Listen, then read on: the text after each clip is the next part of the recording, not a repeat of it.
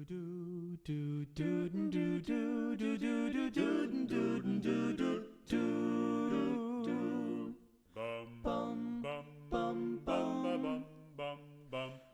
I get older, losing my hair, so many years from now, will you still be sending me a Valentine birthday greetings?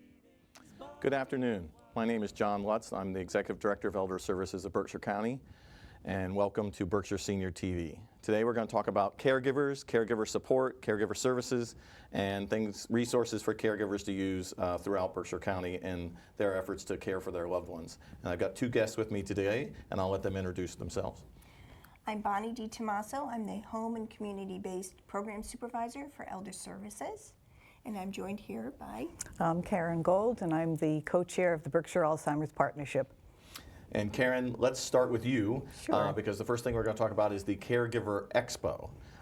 This is an every other year event, is that right? It is. And why don't you tell us a little bit about it? Okay, this is the 9th Caregiver Expo that we'll be hosting from the Berkshire Alzheimer's Partnership. It takes place on Monday, April 24th at the Crowne Plaza.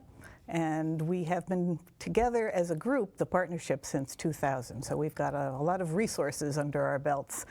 We understand Alzheimer's is quite a challenge for caregivers. It's probably one of the biggest caregiving challenges one can have. Alzheimer's is currently in the popular media. So I think people mostly know what it is. I've been talking about it for 30 years, and 30 years ago we started from scratch in talking about what is Alzheimer's.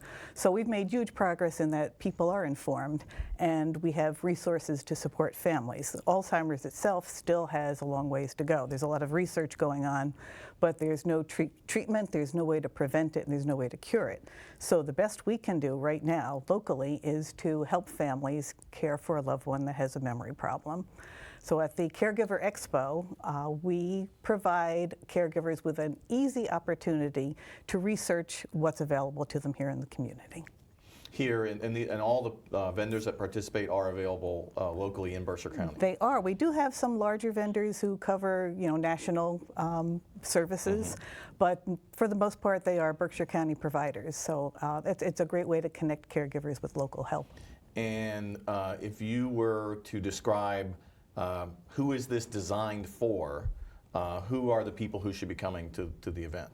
For the most part, it's lay caregivers, such as family caregivers, friends who help out with anyone who helps care for someone that has a memory problem is welcome. It's free of charge. They can come from 4 to 7 p.m. and browse all of our exhibitor tables. The last Caregiver Expo that we had was 2 years ago, and we had, I think, 45 exhibitors there. So we really cover a broad array of services available in the Berkshires. Caregivers can come and go and talk to people who understand what their challenges are. They can pick up information at all these tables. There's a lot of printed material, which is easier sometimes to take home and look at your own speed in the comfort of your own home. But the nice thing is that all of these tables have professionals at them who can answer questions. They can answer general questions. They can answer questions that are specific to certain situations. We've found in the past that caregivers find this a very unthreatening, easy way to come get information. And for many caregivers, it's their first step to getting information. So it's a service we love to provide. We do it every other year. It's a lot of work, but it's very satisfying, and we always get a lot of family caregivers. And if you could take a second and talk a little bit about the Berkshire Alzheimer's Partnership. Sure. So we've been around since 2000. We are one of the greatest little volunteer groups that nobody has ever heard of. But we're out there in the community, and we do a lot of work. We do a lot of projects. We are a group of volunteers. We are made up of, right now, a lot of healthcare professionals, social workers and nurses, other service providers, but we also have family caregivers. So we have the perspective of both sides of the issue. We do a lot of things besides the Caregiver Expo. So we've been doing a lot of support for the Walk to End Alzheimer's, which takes place every year in the fall. And we've done special projects such as Memories in the Making, which is an art project, art therapy for for people with memory issues, and we've got a lot going on. So we educate, we advocate, and we support. Those are our three primary goals. And I just want to point out that while Alzheimer's is in the name of the partnership, we've also used the phrase memory challenges or memory issues or dementia, and it's really the whole spectrum. It is. It's not just folks with an Alzheimer's diagnosis, but there's a wide range of dementias and issues that the partnership can help with, and that can be people that can be helped at the Expo. Absolutely, yes. So at the Expo will be Elder Services of Berkshire County, and you and your folks in the caregiver area. So why don't you talk about why you participate in the Expo and the kinds of information as an exhibitor that you'll have? Sure. So the Caregiver Expo is a perfect opportunity for our caregiver coordinators, Joe Chun and Kate Rue, to share with the public that are coming to the Expo the resources that are available through Elder Services and throughout the community. Specifically, once a month, there are 3 caregiver support groups throughout Berkshire County, one in Pittsfield, one in North Adams, and one in Gray Barrington, which are offered throughout the month, where people who are feeling stress of caring for their loved one have an opportunity to come into a group setting where everything stays in the room. And this is an opportunity for them to share with other people that are in a similar situation, common concerns, without the fear of being judged or having their comments carried out into the community. So it really gives them an opportunity to meet with people in similar situations and bond with people.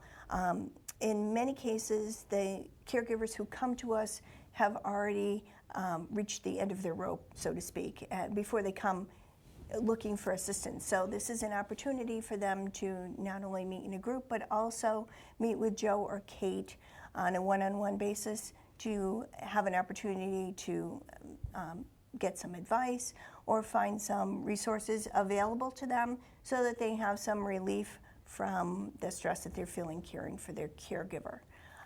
One of the things that is available to the caregivers is on occasion we can provide respite care for them so that they can get out and go to lunch with friends or go golfing with friends and know that their loved one is being cared for in a skilled setting. And that is provided sometimes through our state home care, through a state home care package, or through our caregiver fund that provides limited funds to people to give them a break from the stress of their. So folks can come to the Expo and start to have a little bit of an understanding of the kinds of services that we provide caregivers, and meet Joe and meet Kate, and start to begin maybe that exploration that Karen alluded to about, well, sometimes this is the first thing that someone will come to because it's a very friendly environment and one that's not particularly intrusive at the Expo. Right, and we'll also have, our staff will be there with other information that are of services that are available through Elder Services and other community partners so that they can get a wide variety of information if it's not just limited to supports for their caregiver, but they may be looking for other options like housing or other supports for their loved one to be able to get those services. So there'll be a wide variety of information available to them. And say again when the Expo is? It's Monday, April 24th from 4 to 7 p.m. at the Crown Plaza in Pittsfield.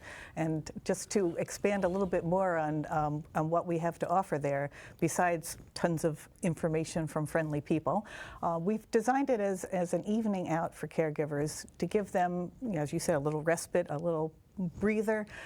So we invite caregivers to join us for dinner, free of charge, if they can call us ahead of time by April 17th and sign up so that we know how many meals to provide. We also offer mini massages and Reiki, and it's it's just a great relaxing evening. You meet other people who are in the same situation you are, so you're not only learning from the professionals who are staffing these tables, but you get to meet others and you pick up some hints and tidbits from them as well. At the same time, and you and I were just talking about the training session that we have going, there are opportunities for people to get training or to have some reinforcement of trainings around what it means to be a caregiver, strategies, and those kinds of things. I know we have 2 going on in Berkshire County somewhat simultaneously. Let's start with the first one, which is Powerful Tools for Caregivers. So Powerful Tools for Caregivers is a support group where the caregivers are given tools to be able to manage through the stress that they encounter with their caregivers, with the people they're providing care to. And it's a way for them to, again, in a group setting where nothing goes out of the room, they can express their concerns, and they are given tools to be able to adapt their conversations with their family members, where they may have expressed something as maybe in an accusatory manner, more rephrasing it so that the family member is not feeling threatened or judged, but they're given tools to be able to rephrase it so that it is approached from the family's perspective, the family member's perspective, so that it's more of their decision to make a particular choice. And through this training, which is 6 weeks, it's currently being conducted in Great Barrington at Fairview Hospital. And we expect to have another Powerful Tools class in the fall at another location, probably in central Berkshire. This is a 6-week class, and they are given a book and some action steps that they follow every week, and then bring back to the class that they discuss. So it's really an opportunity for them to build a toolkit of different resources to deal with the situations that they encounter at home. And again, when we say powerful tools, we're talking about their ability, like the caregiver's ability to call upon different strategies, responses, that type of thing. We're not talking about physical tools. We're talking about things where they actually have the ability and go through a training, do some role playing with other people to say, well, how do you respond, or how can you respond more effectively or productively when they're working with their loved one? Right, right. And we use the term toolkit because it's resources for them to take at home and use in different scenarios. So this class allows them to, as you said, interact with other people and express what they encounter and try to find some common bond between the people that are in the class so that they can learn from each other. And it's a way for them to reduce the stress in their lives and think about things a little differently from the way they have been. Now, we also have another class going on in Berkshire County called the Savvy Caregiver, and talk about that one a little bit. So the Savvy Caregiver program is being hosted by Home Instead, and this program is more of a direct training for caregivers to be able to manage how they are dealing with their family member. It's a direct training as opposed to a support group. So they'll be given specific training on how to handle certain situations, and it's different from the Powerful Tools in that it's not a support group, but a specific training to deal with those dimensions. So it's more of a classroom setup as opposed to a group setup? Correct. Okay. Correct. Okay. Yes. Have you, by chance, Karen, participated in either one of those? I just wondered if you have an endorsement to make. I have not. Okay. My caregiving days are long behind me. But I certainly wish that programs like this had existed back in, it was 1985 when my mother was diagnosed, and there was nothing. Right. There was no support, no resources, which is the whole reason that the Berkshire Alzheimer's Partnership exists now. Right. Right. Yeah, and that the diagnosis and the awareness of dementia and Alzheimer's is just a much broader topic Right. Than it was, even 20 or 30 years ago. Yep, Yeah. yep. It In actually some has a ways, name. we've come a long ways. Right. Until we get that cure or prevention, that's the next big leap that we need to do. In the meantime, we'll support caregivers as best we can, and it's been great over all these years for us to partner with Elder Services. You're the gateway for people in the county when they're looking for dementia support and information. I think they tend to go to Elder Services, and we certainly give them your phone number and send them in your direction. So I think together we're a good partnership as well. We're covering a lot. That's We true. are. So you've mentioned a couple times support groups. We provide support groups. What is the role that they can play in, if I'm a caregiver, as you said, maybe getting to the end of my mental and physical rope, What role can the support groups kind of play for folks in that circumstance, which is not an uncommon circumstance? Folks are trying to handle everything themselves, and it becomes overwhelming fairly quick. Well, and I think the most important thing for the caregivers to keep in mind is that we are there as a support to them, and they can call at any time. They don't feel like they have to wait until they've tried everything before they call for assistance. So the caregiver coordinators can provide one-on-one counseling, just being an ear for them to, someone to lean on, to listen to them, to provide some objective solutions so that they can utilize them, and just allow them to talk and be able to have someone to have a conversation with and vent with. The support groups allow them, again, to interact with other people who are in similar situations, because we find very often that the caregivers are isolated in their home and think, well, I'm alone in this world, in this situation, and having that support group to just share experiences gives them a sense of relief that they are not alone, that there are resources, and most importantly, that they can reach out to Joe or Kate individually if they want to talk about something that they don't want to talk about in the group.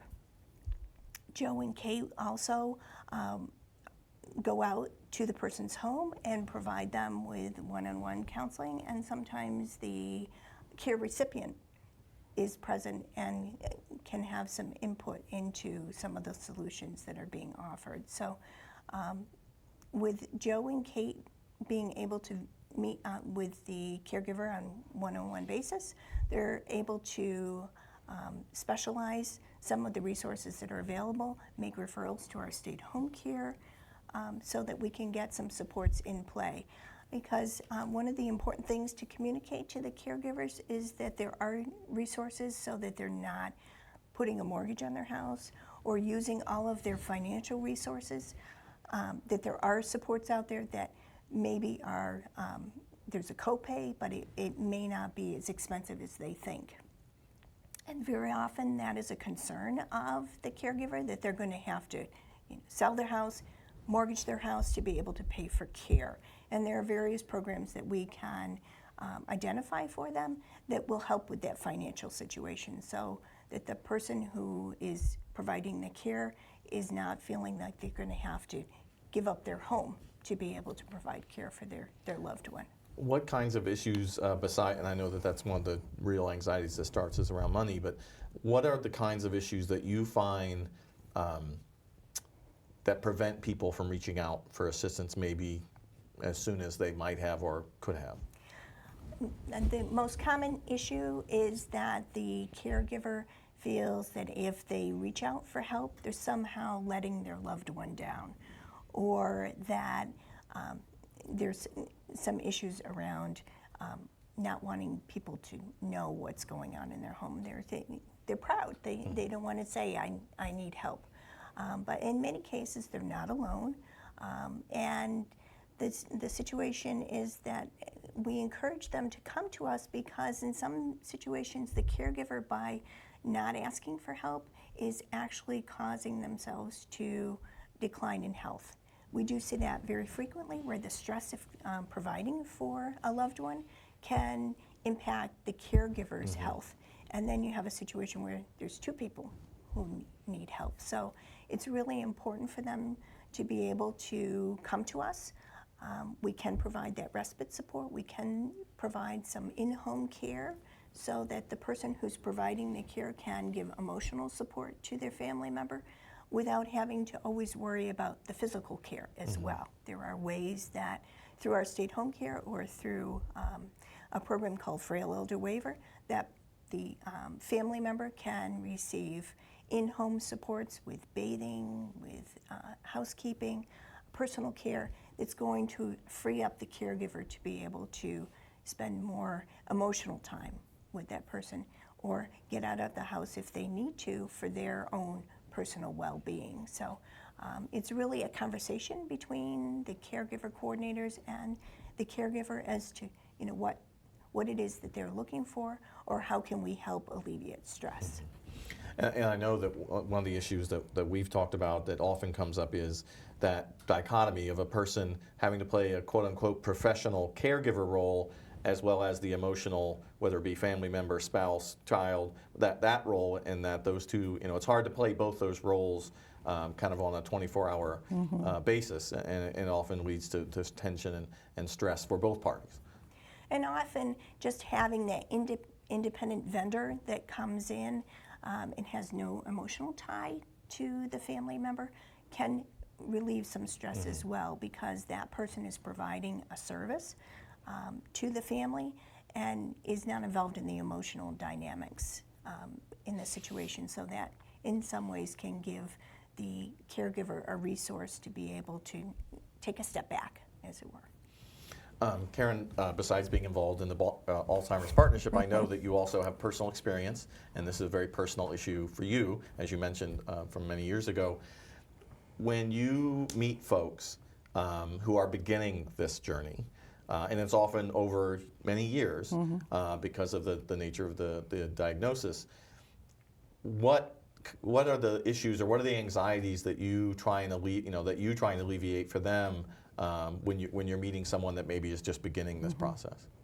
Well, I think Bonnie touched on it by saying that people frequently feel isolated and alone, and that's the very first thing you want to get the message across to someone who's new to this journey, is that they're not alone, that there are a lot of us in the county now who understand what Alzheimer's is and know how to provide support, know where to put them in touch for those resources. So that's the first thing I think of when I speak to someone who's just getting started, is they just have to know that there are places to turn and to get them that information. And to also let them know, I think you said also, people sometimes hesitate to take that first step. Well, dementia is still a very stigmatizing diagnosis. So letting them know that there are others who are dealing with this and that it is an illness and it is something that we can all help get them through on this journey. So my heart goes out to them, because I still feel emotionally, as soon as someone talks about starting this journey, I flash back to what a isolating time it was, what a lonely time it was, and for my dad mostly. I think spouses in particular really struggle with how to get help and even to take that first step to do it, because sometimes they feel like it's a sign of weakness. They're going to do it all and take care of their loved one. So the expo, I find, is so gratifying to do, because so many of those caregivers who are hesitant to get started do come to the expo, and we can give them the tools for the beginning of this journey. So some of the things that they might be looking at when they come to the expo will be home care services, which seem to have popped up by the dozen in recent years and can be a little overwhelming. So they'll all be there in one room, and people can kind of one-stop shopping, I guess, is kind of what it is. Home care services, assisted living, nursing care, nursing homes, elder law information. That is another great point that caregivers are going to want to think about if they're starting this journey. Getting their affairs, understanding what their affairs are, and turning to someone who has the knowledge to help them through that. We have support groups, as you said. There are many of them throughout the county, and we'll have a resource guide there for people to take home with them. So they don't have to remember what we're saying here on the show. They don't have to feel like they have to get to all 45 exhibitors on the night of the expo. We'll have materials for them to take home. And in addition to the spa services and the Reiki and the dinner, we have a guest speaker that each expo we try to bring in some new way of thinking, a new way of handling people who have difficulty with memory issues. So this year's speaker we just nailed down recently is Donna Newman-Bluestein, who is a dance therapist, mental health counselor, educator, has been working with people with dementia for, I think, 20 years now. And she's finding, I think research is also supporting, that the expressive arts are a great way to reach people who have memory difficulties. So if we certainly don't have fabulous medications or cures yet, but to help people while they're going through it, doing painting or listening to music or doing dance. All those are great ways for people to be able to connect to the bigger world. With many of the dementias, the ability to communicate is lost as the disease progresses. So here's a way to reach out and to connect with the world and to connect with families who are feeling at a loss. They and their loved ones, sometimes through dance or painting or music, connect again. They have a way to communicate when words fail. Yeah, I know that you mentioned the Memories in the Making. We host one of the years of those paintings that were done in watercolor, and you know, people that come to the office or the staff, it just lends so much vitality to the space we have in our conference room and in our hallways, and they're just incredible. And they're folks who have been done by folks with with memory issues and with dementia diagnoses, but are creating really beautiful art. Which is expressive for them and I'm sure expressive for their loved ones and caregivers at the same time, Really to know is. that they still have this vehicle and an outlet which they can express. And they're always one of the favorite things that when the people come to the office, they're just really taken aback, like, wow, where'd you get all these paintings? And they're just really striking. So, and I think we've tried to talk about, we have a couple things going at Elder Services, pilots around connecting people with music and music from their backgrounds, and it's been shown that can help connect things in the brain that have not atrophied as much as maybe in other parts. And so there's lots going on with dementia and with Alzheimer's, as you said. But at the end of the day, someone is in that role of caregiver, and they often need support and themselves. So. But I want to thank both of you for taking the time to be with us today. Thank you. It's an important issue. Want to say one more time, when is the expo? I do, and can I also just give a shout out to our sponsors? Go right because ahead. we would not be doing the You've expo got without our 22 sponsors. seconds to do that. Okay. We have a platinum sponsor, Berkshire Healthcare. We have silver sponsors, Almgren Law, Berkshire County ARC, Homestead Senior Care, Kimball Farms, Mount Carmel Care Center, and of course the wonderful Elder Services. We'll be at the Crowne Plaza on Monday, April 24th from 4 to 7 p.m. Come down and join us, and hope to see lots of you there. Thank you very much. Thank you, Bonnie. And thank you for watching. I've been out till 2:45. Would you lock the door? Will you still need me? Will you still feed me when I'm 64? Dum dum dum dum dum doo dum dum dum dum dum dum dum dum doo dum dum dum. You'll be older too. And if you say